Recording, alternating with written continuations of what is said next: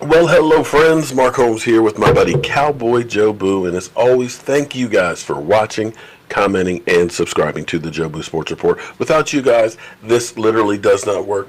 Let's get open for business and let's wake up the football gods. Wake up, guys. Up here on this Friday, if you are traveling for Memorial Weekend, please be careful and don't drink and drive. There will be plenty of fools that will be out there on the road, and I want you guys in here healthy, happy, having a good time, and back in one piece. So please think twice before you drink and drive, and watch out for the other guys out there. There's just a lot of idiot people out there. And of course, don't forget what this weekend is really about.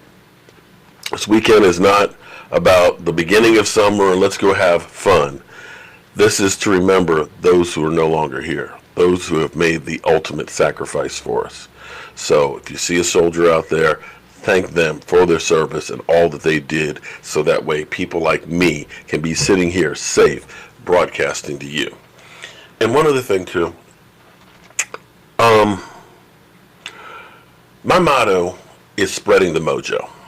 Okay, that means you look out for your fellow man. If you can help somebody else out, you do that kind of stuff. You know, I work with a lot of different YouTubers and different people and stuff to help promote them and try and bring them up. My whole thing is this: if you make it to the top of the mountain, it's your job to reach down and help bring that next person. Now, I'm not at the top of the mountain, not anywhere near it. I'm still trying to climb up, and I'm looking way up to get there. But in the same breath, I'm trying to bring others along with me. Now, this channel I've made because I enjoy talking about my Dallas Cowboys and talking about football and stuff. And sometimes we get a little bit trash talky, but this is not what it's about. I've got no problem with people coming in and, within reason, trashing my team. But I don't want people coming in just to cuss and make an ass of themselves. That's not what this channel's about. It's not about being trash talking. If you want that, there are plenty of channels for that. If you want to come in and say, you know what, Dak Prescott stinks because of this, and this, we can have a discussion. If you want to talk about whether Chris Long was right or wrong about coming out and saying that, yeah, I smoked weed, we can go ahead and discuss that. But to come in and have a personal attack, that's not going to be tolerated on here. That's not what this is about. We have young people that watch this channel. We have elderly people that watch this channel. We have some very nice ladies who watch this channel. So we're not going to take that. And like I said, if you're in here in a live stream, I've got moderators. Don't look at me. I'm not the one that's blocking you. Believe me, Incognito, Stephanie, Miss Jackie and stuff, if you cross the line, they're going to take care of that stuff. So just let's come in. Let's have real discussions. Let's have a good time and things. And come on, let's be civil. And understand one other point, too. I may not agree with you. And I know the current climate is, if you don't agree with me, then we need to fight or we need to be enemies. But that's not the case. We can have a discussion and still be civil. That being said, I've taken up too much time dealing with that stuff. And let's get on to some football. Rod Marinelli. I've called him the defensive line whisperer. I have called him Yoda. I have called him one hell of a coach.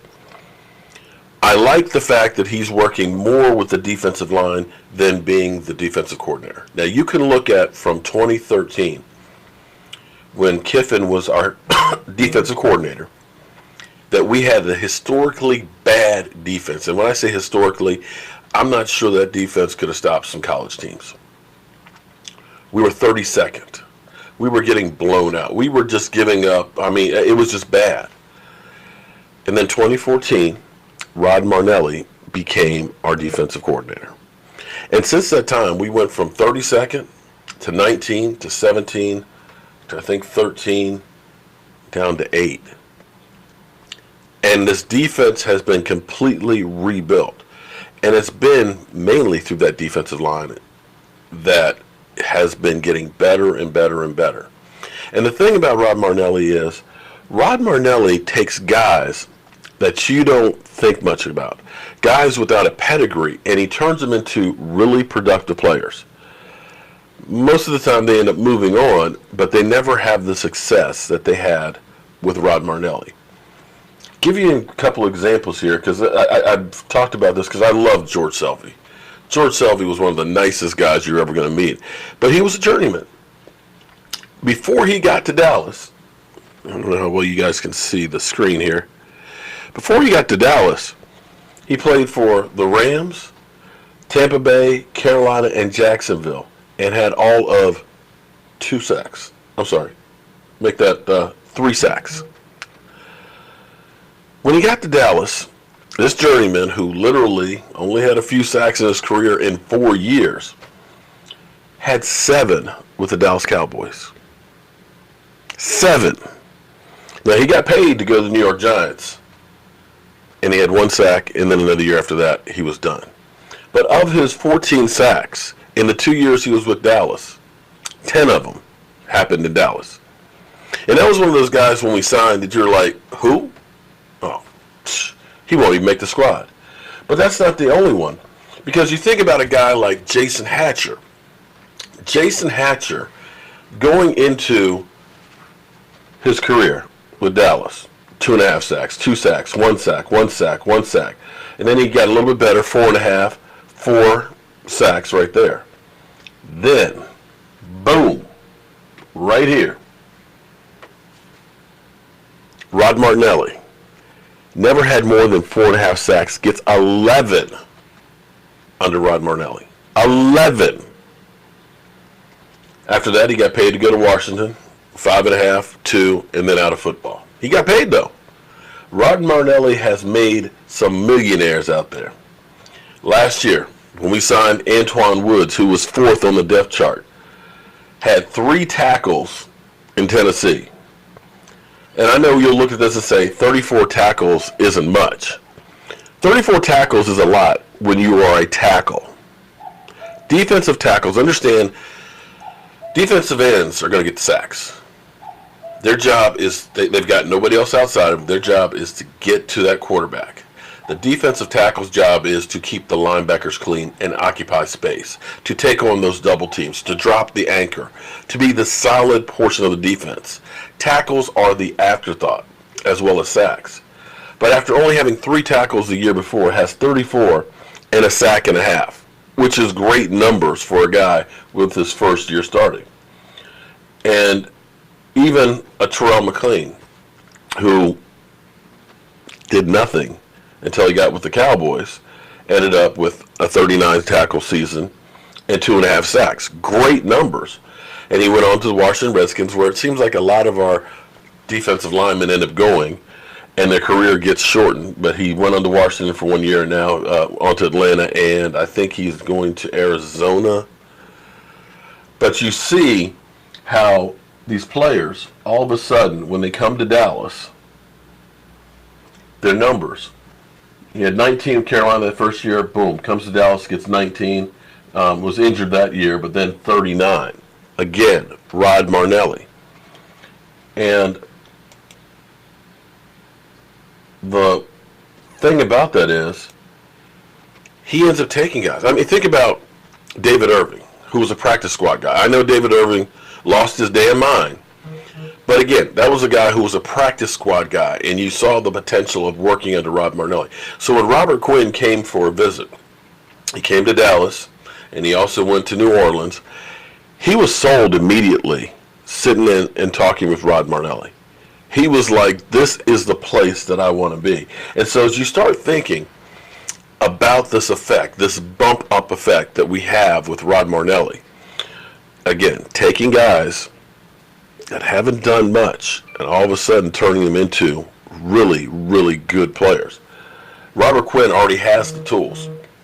Last year, Miami, I'm not sure Miami used him correctly, had kind of an off year for himself, 6.5 sacks.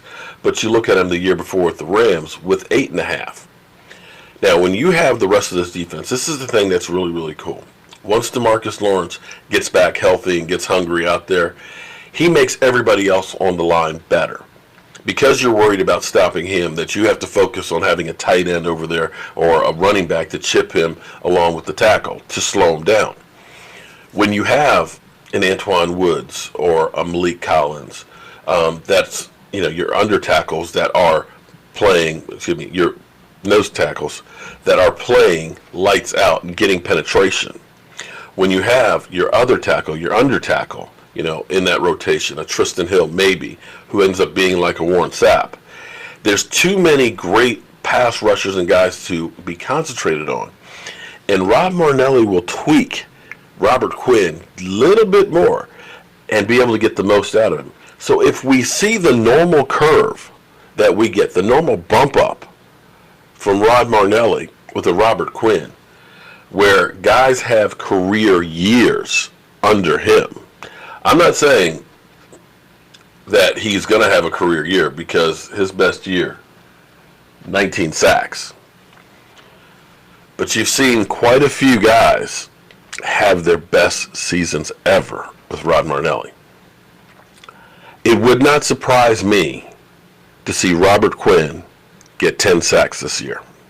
I know that sounds crazy, but it wouldn't surprise me that with the talent that's already there on the line, with the Rod Marinelli effect, you're going to see at least 3 more sacks than you did right there. And that's a credit to Rod Marinelli. Rod Marinelli is getting up there in age. He's got hip issues and things like that. You don't know how much longer he will be there coaching, but I got to tell you, you want him there coaching that line. Him and Chris Richard together, it's going to be an offensive nightmare. So I cannot wait to see these guys all together on the field playing against Eli Manning opening night. Eli Manning might just poop his pants. I'm Mark Holmes, and be safe out there for Memorial Weekend. I'll see you soon.